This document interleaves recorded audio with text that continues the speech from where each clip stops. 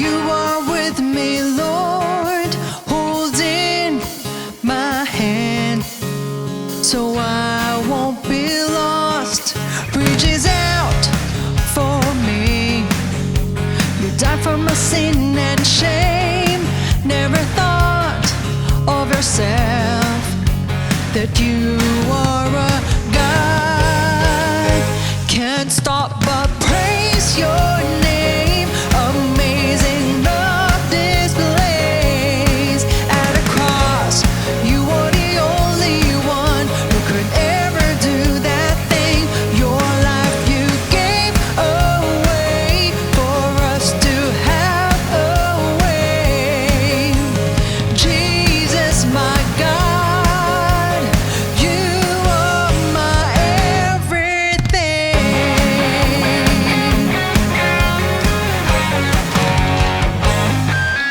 Unafraid I am, for you are with me, Lord, holding my hand, so I won't be lost. Reaches out for me. You died for my sin and shame. Never thought of yourself that you are a God.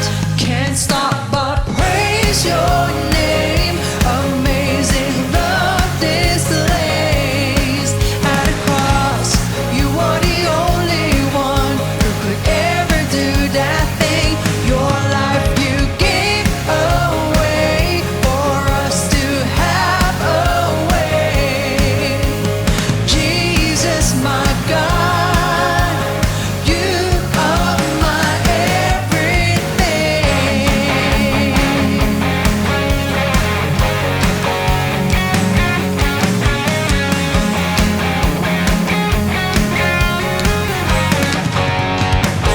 Can't stop but praise your name. Amazing love displays. At a cross, you are the only one who could ever do that thing. Your life you gave away for us to have away. Jesus, my God, you are my can't stop but praise your name. Amazing love displays. At a cross, you are the only one ever do that thing. Your life you gave away for us to have away.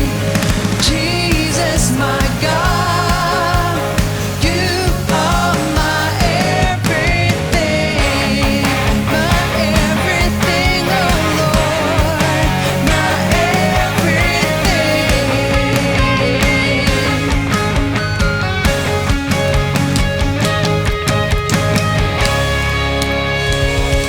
Our everything, we praise you. Can't stop praising you.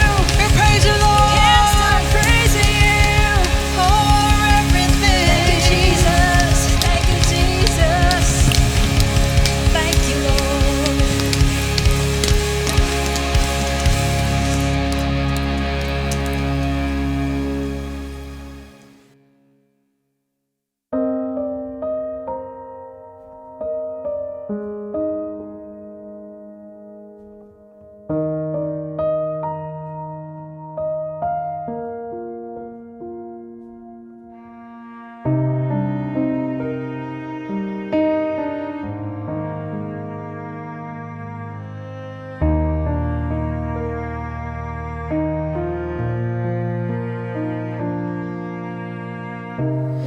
I've been spending the day always searching for you. I have freedom in you, oh Lord. I've been spending my time always praying to you.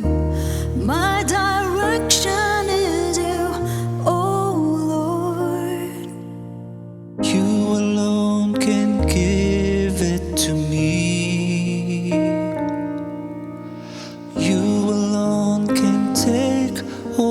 fears. Guide me, Lord. Lead me, Lord. Be with me. Can't do anything without you. Hold me, Lord. Embrace me, Lord. Be the strength within. Can't do anything without you. Can't do anything without you.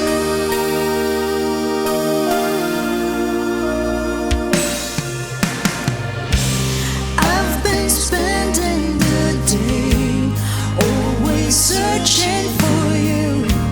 I have freedom in you, oh Lord. I've been spending my time always praying to you. My direction is you, oh Lord. You alone can give it to me.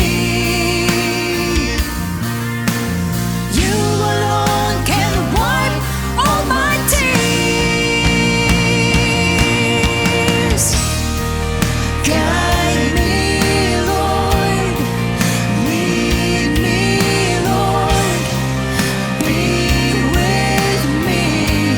Can't do anything without you. Hold me, Lord. Embrace me, Lord. Be the strength within. I can't do anything without you. I can't do anything without you.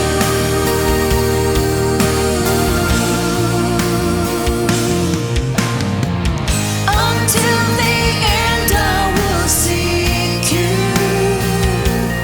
Oh, until the end, I will worship you. You're my grace, you're my hope, you're my all.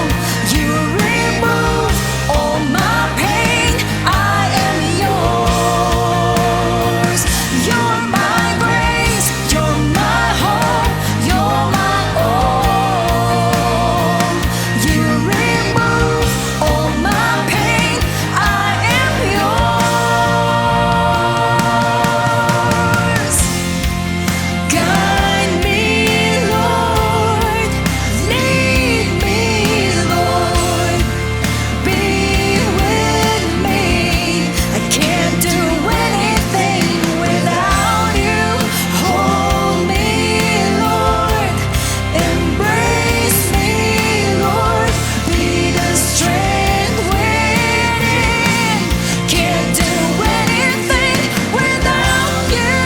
Guide me, Lord. Lead me, Lord. Be with me.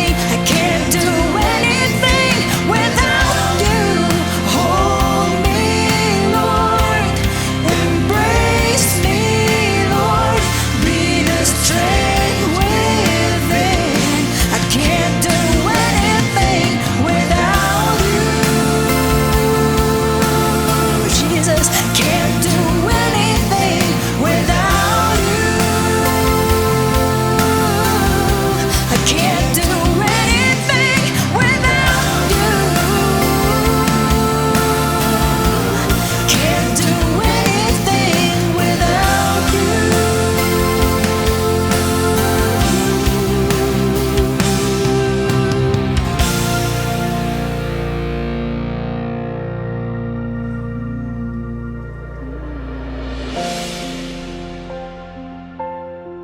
Take me into your arms.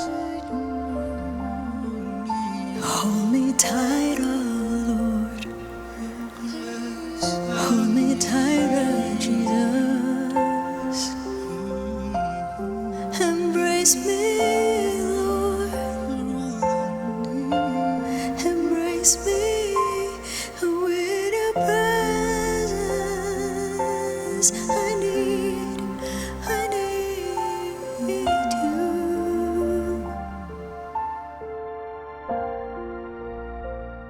At ano pa nga po, aming Panginoon, ang kaya namin gawin kung wala ka sa amin? Ano po ang kaya namin gawin kung hindi po dahil sa inyo?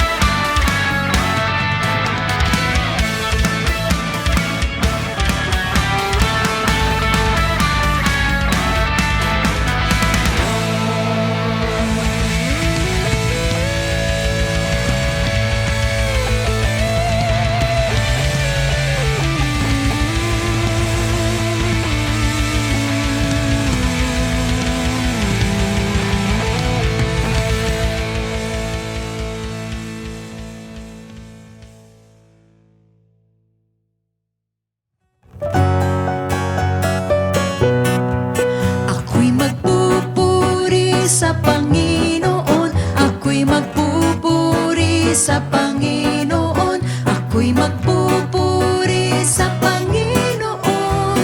Purihin natin ang Panginoon. Purihin si Yahweh pagkat siya'y mabuti. Kanyang iniligtas ang mga api. Magpupuring lahat ang iyong nilalang sa pag-ibig niyang walang hanggan. Ako ay aawit sa Panginoon. Ako ay aawit sa Panginoon. Ako ay aawit sa Panginoon. Purihin natin ang Panginoon. Purihin si Yahweh pagkat siya'y mabuti. Kanyang iniligtas ang mga api. Magpupuring lahat ang iyong nilalang sa pag-ibig niyang walang hanggan. Ako ay papalakpak sa Panginoon. Ako ay papalakpak sa Panginoon. Ako ay papalakpak sa Panginoon. Purihin natin ang Panginoon. Purihin si Yahweh pagkat siya ay mabuti. Kanyang iniligtas ang mga api. Magpupuring lahat ang iyong nilalang sa pag-ibig niyang walang hanggan. Ako'y magpupuri sa Panginoon. Ako'y magpupuri sa Panginoon. Ako'y magpupuri sa Panginoon. Purihin natin ang Panginoon. Purihin natin ang Panginoon. Purihin natin ang Panginoon.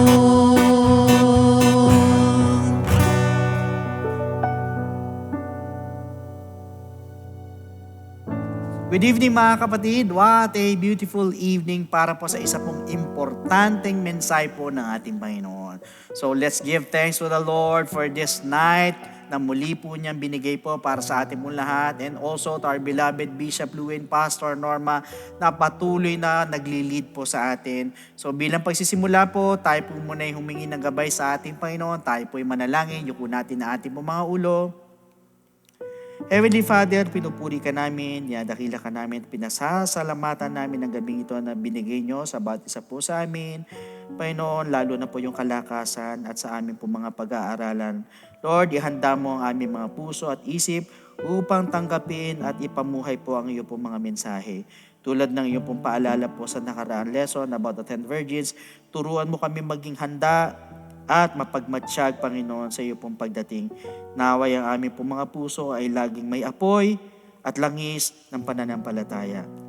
Paratingin niyo mo po rin po ng ligtas ang aming mga kapatid na pauwi pa lamang po galing sa trabaho, sa malalayang lugar na nagsusumikap po makahabol.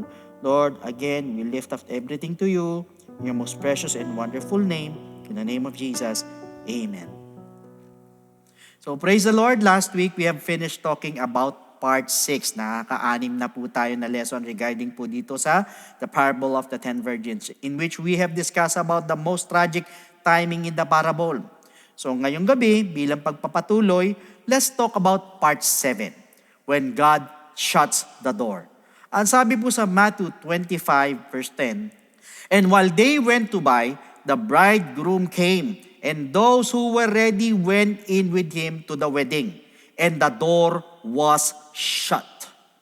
I just want you to know na isa po ito sa most terrifying moments in the entire parable, na nangyari po in a short phrase. Ang sabi po sa bandang huli po ng talata, "and the door was shut."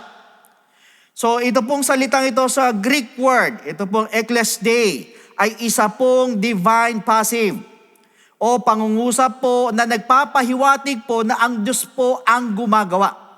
So that means God Himself is the one who shut the door. Hindi po yung mga angels, hindi din po ayon sa kalooban ng mga tao, at hindi din po kinalabasan po ng pagkakataon. Kung hindi ito po yung panahon kung saan sinasara po ng Diyos mismo yung pong pagkakataon or opportunity at hindi na po maaaring buksan muli. Remember, yung mga foolish virgins were still moving, they were still searching, still hoping. Pero nung dumating po sila sa pinto, it was sealed by a divine hand. That means to say, salvation has a deadline. At ang grace po is free, but grace is not forever. Bakit ko po sinabi? Nakita niyo po sa Genesis chapter 6 verse 3, sa panahon po ni Noah, God warned the earth for 120 long years. Yet, people ignored the message. Inignore ng mga tao yung warning. Nung dumating po yung baha, the Lord shut Noah in, as stated sa Genesis chapter 7 verse 16. So pinagdiinan po sa Hebrew language na ang Diyos po at hindi po si Noah closed the ark. That is why, nung naselyoan na po yung pinto, lahat ng iyakan po sa labas ay naging huli na po para sa lahat. Huli na nung na-discover po ng generation po ni Noah ang katotohanan, that once God shuts the door, no human strength can open it. Same with Sodom sa Genesis 19 verses 9 to 11. Binabalaan po ng mga angel ang pamilya po ni Lot na umalis na po ng lugar. Pero yung pong mga tao pressed toward Lot's door in rebellion. So yung pong pinto became the line between salvation and destruction. Bakit ko po sinabi? Lahat po ng nasa loob ay ligtas. Pero yung mga nasa labas na tao were doomed. Katulad po ng sinabi po sa Matthew 25 verse 10. Bumaba po ang judgment dito habang ang mga tao po were still active, still sinful, and still unsuspecting. So ibig sabihin, nag-extend man ang habag ng Diyos, pero yung kanyang paghuhukom eventually arrived. Dumating pa rin kahit na nag-extend po yung habag ng Diyos. Kaya, kung babalik po tayo sa Passover, yung pong pinto ulit po ang nagpahiwalay po sa buhay at sa kamatayan. Nagbigay po ng instruction ang Diyos sa Israel na maglagay po ng dugo sa mga hamba ng pinto po nila ng bahay nila. Huwag lumabas at manatili lang po sa loob ng bahay. Why? Dahil dadaan po yung destroyer. Ayon po sa Exodus chapter 12 verses 22 to 23. So dito po, minarkahan po ng pinto yung pong dividing line between safety and judgment. Kaya, nung dumaan po ang Diyos, it was too late to step inside. So yung po mga foolish virgins likewise came too late. Sila po ay dumating after the decisive moment. That is why sa Luke chapter 13 verse 25, when once the master of the house has risen up and shut the door, and you begin to stand outside and knock at the door, nasa labas ka, tumayo ka sa labas at kumatok ka, saying, Lord, Lord, open for us. Panginoon, Panginoon, pagbuksan mo kami. And He will answer and say to you, I do not know you, where you are from. Same goes sa Matthew 25. Ang tao po will knock, will plead to God, will argue, and claim religious works. But the answer will be the same. I do not know you. However, ito po ay para gisingin po ang iglesia sa finality po ng paghukom po ng Diyos at yung pong urgency ng pagiging handa. Meanwhile, let's talk about the divine passive. Ano po ba ang ibig sabihin nito? Nung sinabi po sa Matthew 25 verse 10, and the door was shut. Ito po ay isang divine passive word. Ibig sabihin, isa pong grammatical signal that God Himself is the true actor behind the closing. Siya mismo ang gumawa. Ibig sabihin, isa po itong grammar rule na nagsasabing ang Diyos mismo ang nagsara. So hindi po ito aksidente. Itong pagkakataong ito, hindi din po ito yung mga wise virgins locking out the foolish ones at lalong hindi din po itong isang human rejection. Sinadya po ng Diyos itago yung subject dahil masyado pong banal yung pinaka-subject para pangalanan ng basta-basta lang. God shut the door. Yung pong passive voice or yung pong pangungusap kung saan ang tumatanggap po ng kilos ang binibigyan diin ay nagpapahayag po ng isa pong divine judgment quietly at work behind the scenes. Kaya, yung pong pagsara po ng pinto in this parable is the moment God draws the line sa gitna po ng ready at ng unready. Between the prepared and the negligent, between those who truly desired Him and those who only appeared to. Hindi po sinabi ng Bible, they shut the door. Na para bagang in-exclude po ng mga wise yung po mga foolish. At hindi din po sinabing sumara po yung pinto ng mag-isa. Na para bagang ang oras or ang pagkakataon po ang nagselyo po ng kanilang kapalaran. But rather, tinuturuan po tayo ng divine passive na ang kaligtasan po at paghuhukom po ay kumikilos po sa pamamagitan po ng utos ng Diyos. Kaya po, kapag nagbukas ng pinto ang Diyos, people may enter. Pwede tayong pumasok.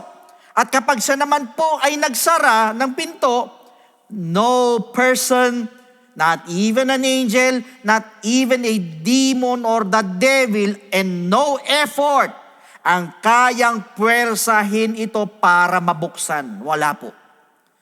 Therefore, pag sinara po ng Diyos ang pinto, wala pong kahit sino man ang pwedeng makapagbukas nito muli. Why so? Because in Revelation chapter 3 verse 7, He who opens and no one shuts. And shuts and no one opens. So yung pong authority ng langit governs the doors of eternity. In fact, even sa Luke 13:25, nagbigay po ng babala po ang Lord na ang tao po will one day stand outside and knock at sasabihin ng Lord, open to us, but the Master will answer, I know you not, or hindi ko kayo kilala. At yun po ang mabigat. Imagine, ang Diyos mismo ang magsasara ng pinto doon sa mga hindi nakahanda. At hindi lang po yan. Pinapahayag din po ng divine passive yung pong pagiging tahimik po ng paghuhukom po ng Diyos. Sa paano pong paraan? Nung sinara po ng Diyos ang arko po ni Noah, wala po itong kulog or yung pong sigawan, just the quiet thud of a sealed door. That is why, nung pinagsaran po niya ng pinto yung mga foolish virgins, hindi pa nila na malalaman yung kapalaran po nila kung hindi po sila bumalik. Sa makatuwid, once sinara po ng Diyos ang pinto, eternity is sealed. That is why kailangan pong mangyari po ang paghahanda bago pa kumilos ang kamay po ng Diyos. Maghanda at mag-ready na po tayo bago pa po isara ng Lord ang pinto. Apparently, ang Noah's Ark po was the first door God ever closed. Kaya po sa Genesis 7:16, and the Lord shut him in. Narinig po ng mga tao ang warning po ng Lord for 120 long years sa panahon po ni Noah, yet they ignored it.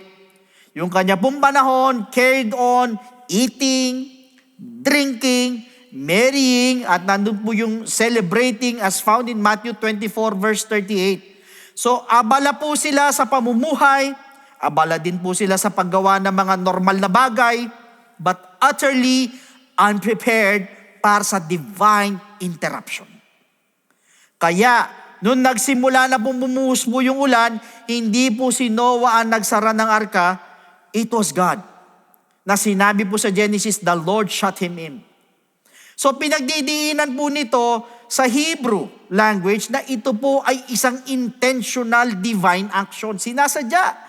Katulad kung paano po pinagdiinan ni Jesus Christ yung pong divine passive sa Matthew 25 verse 10. The door was shut.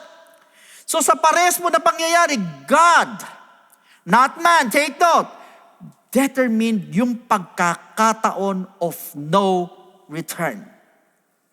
Just imagine, nag-preach po ng repentance si Noah for over a century.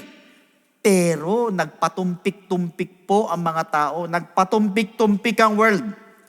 Akala po kasi nila meron pa silang panahon para sa pagsisisi. Akala nila yung pintuan po ng habag ay mananatiling nakabukas parati. Akala nila yung pumbabala was not urgent. Like the foolish virgins who believed the same. Bit-bit po nila yung lamps, but neglected oil. Dumating po sila sa kasalan, ngunit itinuri po na hindi kailangan ng paghahanda. That is why, yung pong kanilang matinding pagkakamali was the same sin that destroyed Noah's world. At ano po ito? It was procrastination. Hindi po nireject ng mundo si Noah sa pamamagitan ng violence. They rejected him with delay. Truth be told, ang delay po is often one of the most polished forms of disobedience. Ganyan po ang delay. Bakit ko po sinabi? Kasi po nung bumagsak po yung ulan, lahat po nagbago. Yung bukas na pinto ng arko, ang nagsilbi pong entrada ng biyaya ng Diyos, ay siya naman din po naging barrier ng judgment.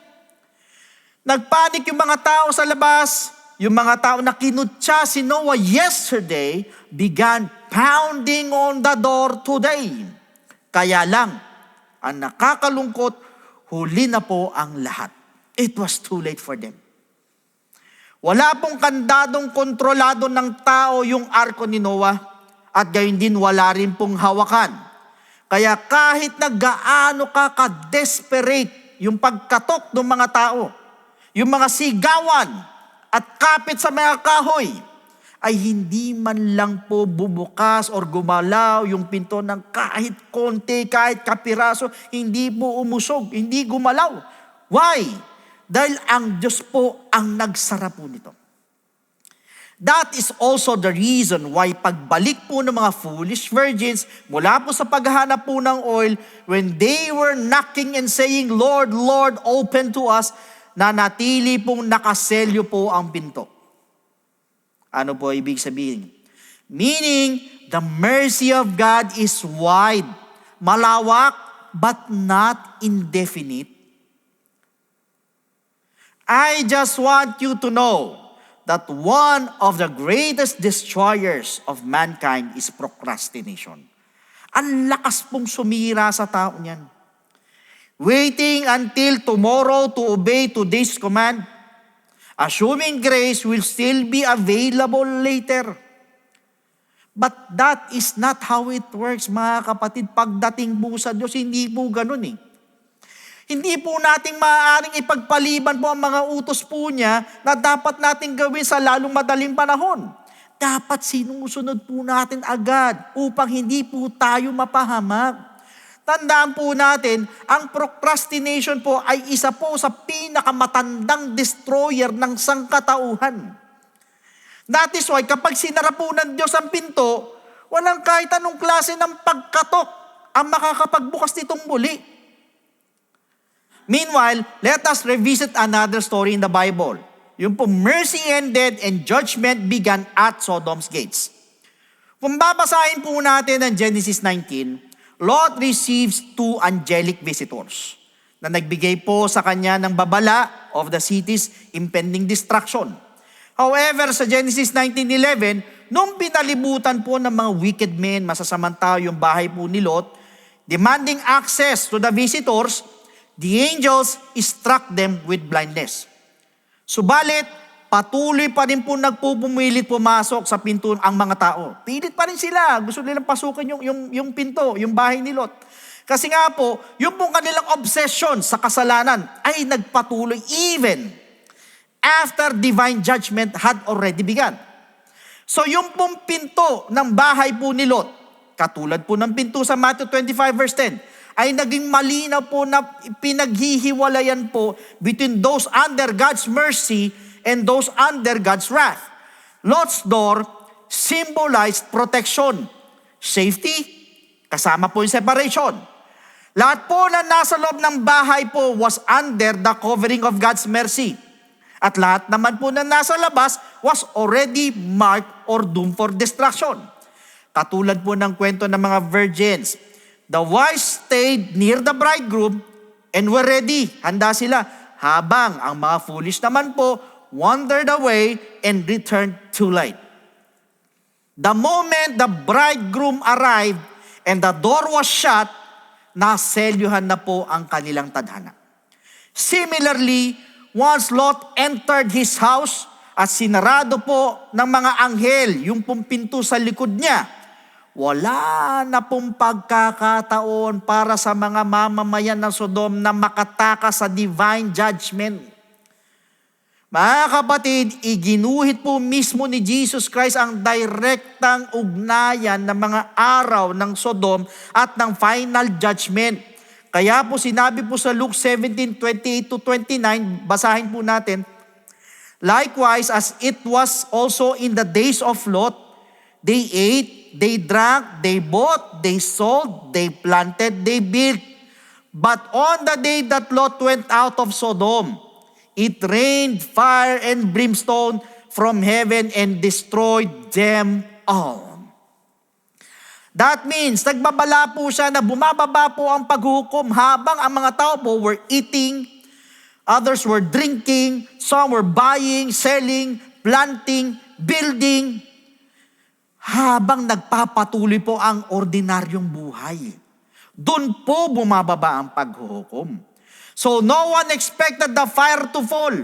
Wala po, hindi nila iniisip yun. Wala po sa hinagap nila na ang tao po that mercy would suddenly end. Akala nila tuloy-tuloy ang buhay, sige lang, diretso lang, happy-happy lang, enjoy lang. Hindi po nila akalain na bababa po ang paghukom po na Diyos at matatapos ang habag. Same with the foolish virgins. They were still active, still moving, still going about their plans even as the bridegroom appeared. That is why they missed him. Why? Because judgment does not honor human schedules. Hindi po eh. Does not honor human timing or excuses. Panahon po ng Diyos ang masusunod, hindi po oras natin or panahon ng tao. Sa madaling sabi, ang danger po is that judgment may fall on people who are living normally, not wickedly. Akala po kasi ng marami ay hindi pa po mangyayari. At nagpapapetiks-petiks pa, chill-chill pa, until it did. Katulad po ng mga taga-Sodom. Gumising po sila thinking it was an ordinary morning, it was an ordinary day, as well as the foolish virgins when they began their evening thinking they had time, pero pareho po silang mali.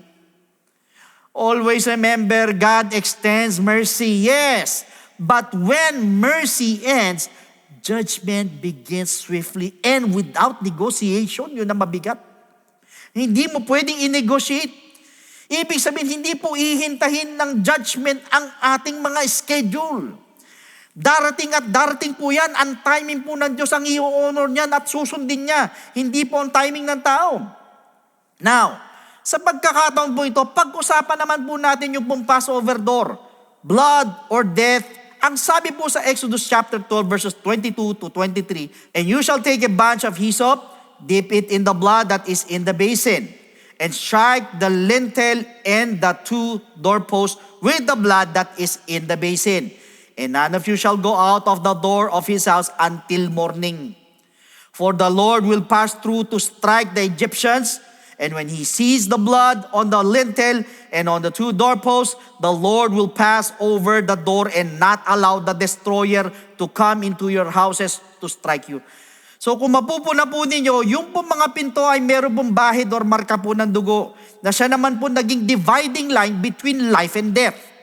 Mercy and judgment, gayon din ng safety at non-destruction. Katulad po sa Egypt, dumating po yung judgment without warning.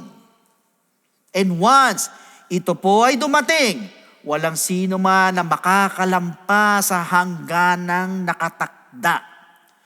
However, yung pong oras ng paglalagay po ng dugo sa hamba po ng mga pinto ay bago pa po dumating yung angel. So this points that hindi po pinayagan po ng Diyos yung pong last minute obedience. Hindi po siya pumayag. Hindi din po niya tinanggap yung pong delayed repentance po nila. Dahil once na dumaan po yung destroyer sa Egypt, yung pong pagkakataon para magbalot or magtakip po ay tapos na. Nag-expired na. Yung magbabalot ka, magko-cover ka. So in the same way, tinangka po ng mga foolish virgins maganda after the bridegroom came. Nawalan po sila ng oil, sinubukan po nilang bumalik, kung matoka, nakiusap pa sila, but it was too late for them. Brothers and sisters, totoo po yung pagtatangka po nila na sumunod. Pero wala po ito sa panahon eh. Wala sa timing eh. Same as the Passover eh. It teaches us na ang obedience delayed becomes obedience denied. Yung pong pagkakaantala po sa pagsunod ay katumbas din ng pagtanggi sa pagsunod. Parehas lang. Wala pong Israelita ang maaari tumakbo sa pinto ng kapitbahay, tatakbo ko sa kapitbahay. Once simula na ang paghukom.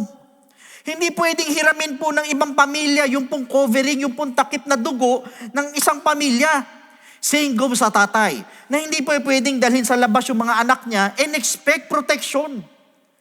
The moment the angel began his mission, selyado na po ang bawat pinto ng divine decree. Ano po ibig sabihin? Ito po yung sinasabi ni Jesus Christ. Umasa po kasi yung foolish virgins na makahiram po ng oil. Makahiram ng kahandaan at makahiram na rin ng devotion. But then again, hindi po maaaring ilipat sa iba ang oil. At katulad po ng oil, ang holiness cannot be shared, salvation cannot be borrowed. Kumbaga, ang sinasabi po ng mga wise virgins sa kanila is to go for yourselves. Sa Matthew 25 verse 9, katulad ng Passover, you must apply your own obedience before the hour comes. Kaya tinuturuan po ng pinto ng Passover ang bawat isa po sa atin na ang destiny po is determined before judgment, not during it. Kaya po yung po mga nasa loob po ng bahay ay naligtas po dahil naghanda po sila ng maaga. At yun naman po mga nasa labas ay napahamak because they waited too long. Meaning, we cannot borrow someone else's obedience. Hindi po when time runs out, hindi po ubra. In like manner, in Luke 13's shut door, it was too late to knock. In fact, Ang Luke 13 po tsaka Matthew 25 po ay parehas po nagpapakita ng mga tao knocking after the door was shut. Parehas po ay nagpapakita ng mga late seekers desperately pleading at parehas din po nagpapakita ng nakakatakot na katotohanan na ano po, that the time for entrance is not endless. Yung pong panahon sa pagpasok ay hindi po nangangahulugang wala po itong katapusan. Ano po ibig sabihin? This implies na nananatiling nakatayo po ang pinto ng kaligtasan ngayon. Pero darating po ang panahon na ito po ay isasara. At wala pong panalangin, wala pong iyak kahit humagulgul ka pa o paliwanag ang maaring makapagbukas po nito. Kaya nga po sa Luke 13:26, then you will begin to say, we ate and drank in your presence, and you taught in our streets. Kung i-analyze po natin, yung pong mga lockout ang nagsimula pong makipagtalo ng kanilang religious involvement. Mga kapatid, hindi po sila mga atheist at hindi rin po sila mga rebelding tao. Sila po ay familiar kay Jesus Christ. Naririnig po nila yung mga preachings. They attended gatherings. Sa makatuwid, malapit po sila sa mga bagay ng Diyos. Pero katulad po ng mga foolish virgins who also participated outwardly, they carried lamps, waited with the wise, walked in the procession, yet kulang po sila nung pinaka-essential element, oil. Yung pong kanila pong lamps ay naging simbolo po ng walang laman. Yung kanilang relihiyon ay kulang ng relationship. At yung buong kanilang pagkilos ay kulang ng intimacy. Hindi po nagtugma yung pong panlabas na pakikilahok po nila sa kanila pong panloob na preparasyon. Kaya ang sagot po ng Lord sa Luke 13:27 ay parehas po ng sagot niya sa Matthew 25 verse 12. I do not know you. Na nagbibigay diin ng complete relational absence. Hindi po isang ignorance, kundi isa pong distansya. They knew about Him, but were never known by Him. Yun ang mabigat. Sila po ay nasa paligid niya, pero wala po sa kanyang presensya. Kumbaga, lahat ng gawain inaatenan, but not Christ-rooted. Bit-bit nga ang lamps, dala ang lamps, pero wala namang langis. In short, always near but never truly connected. Kaya, hindi po ibig sabihin na dinadaluhan po natin na lahat ng gawain ay nakakakonekta na po tayo sa Diyos.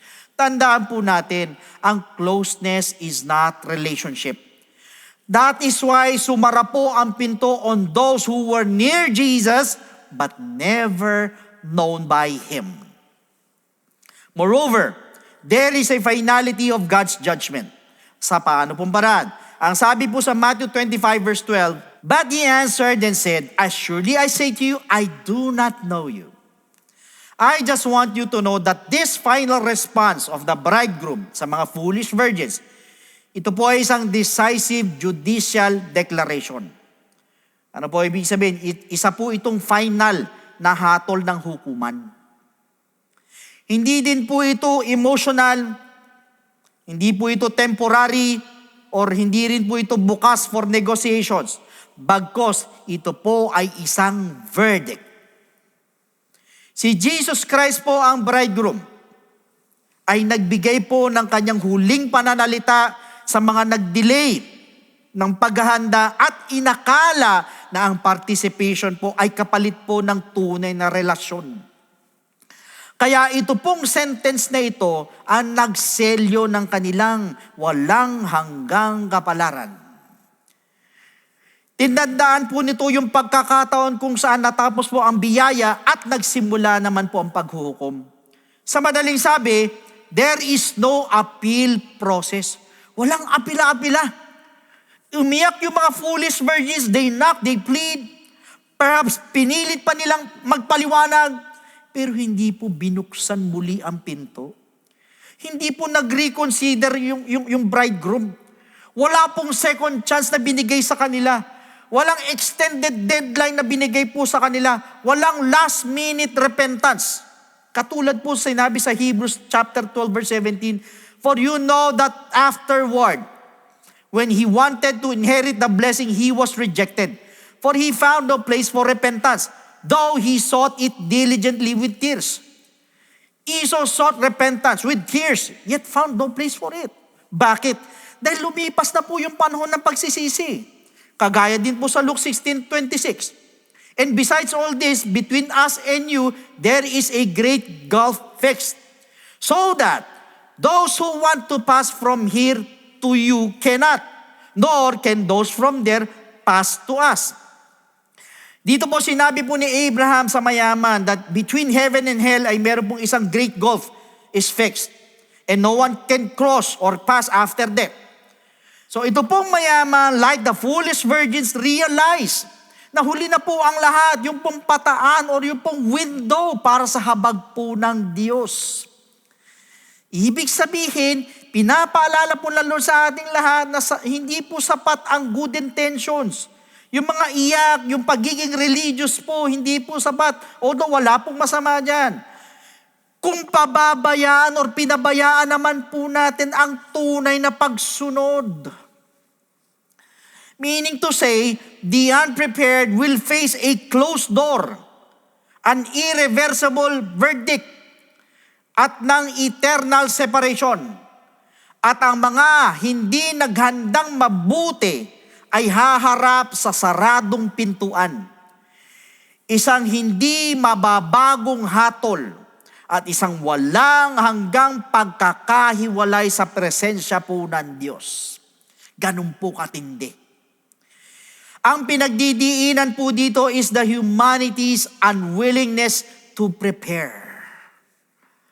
That is why grace ends, judgment begins, eternity stands.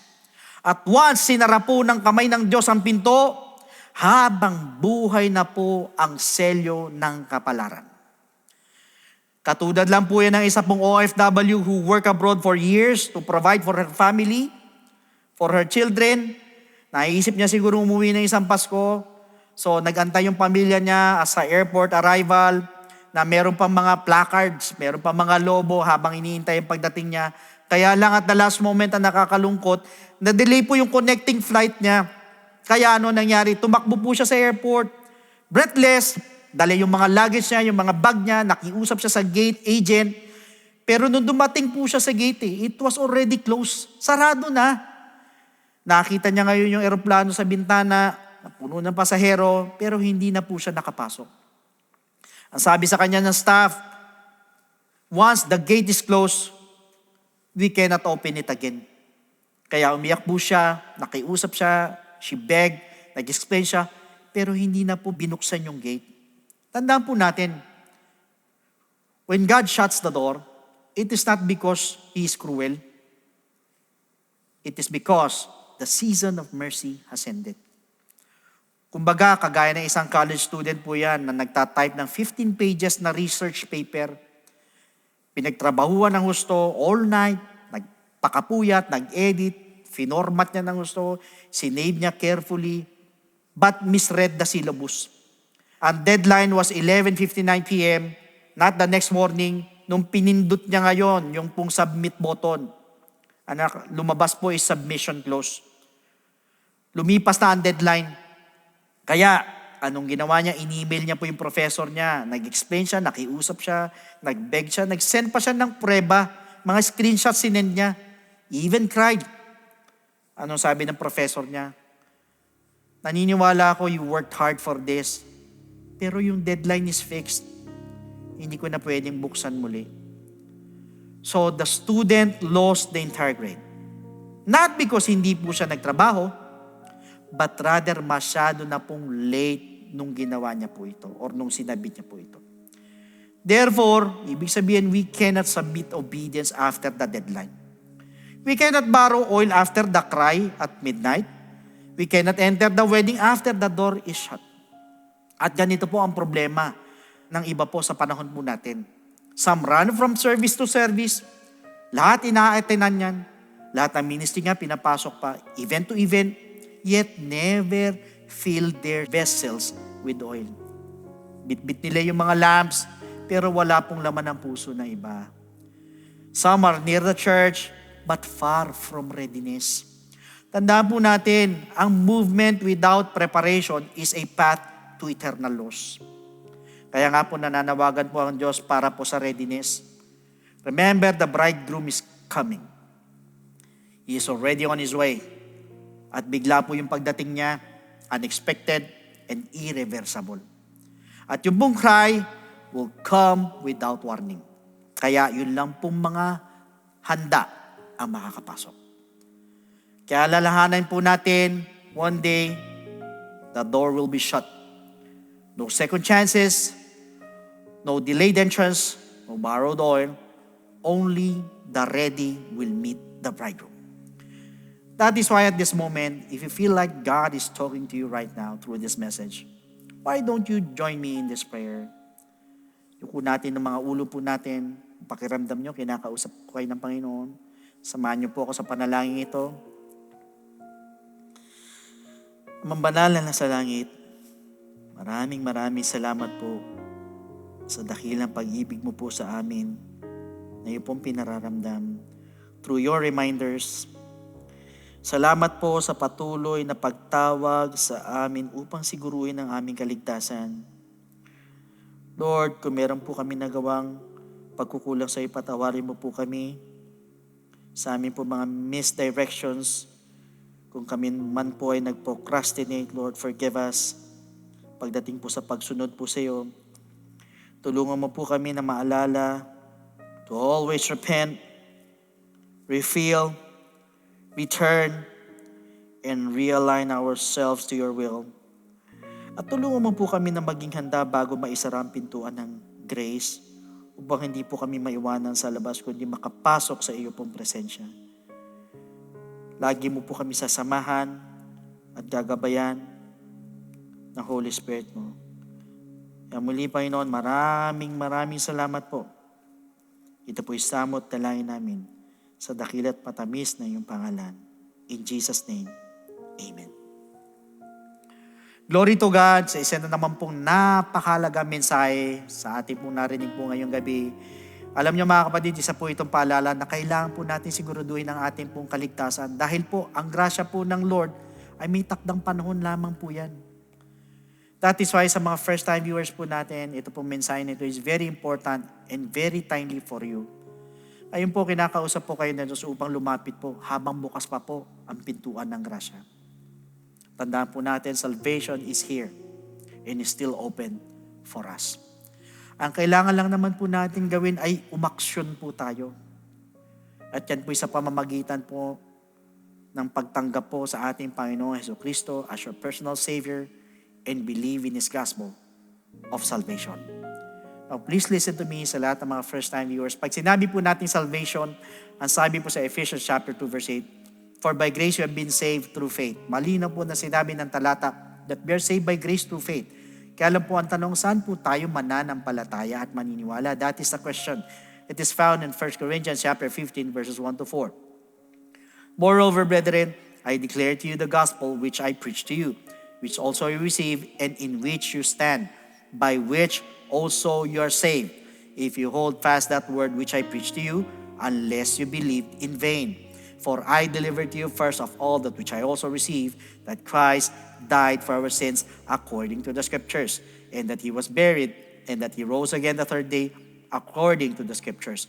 Sa madali sabi, we need to believe in the gospel of Jesus Christ, yung pong death of Christ, yung burial of Jesus Christ, at yung pong resurrection of Jesus Christ. So tatlo po yan na kailangan po natin sampalatayanan at paniwalaan, yung death, burial, and resurrection of Jesus Christ. Kaya lang po ang tanong is believing enough. Pag tayo po ba'y nanampalataya, tayo naniwala, wala na po tayong gagawin at hihinto na po tayo doon. Ang sabi po sa 1 Peter chapter 4 verse 17, for the time has come for judgment to begin at the house of God. And if it begins with us first, what will be the end of those who do not obey the gospel of God? Ano daw ang katatapusan? Ano daw ang dulo doon sa hindi sumunod sa gospel ng ating Panginoon?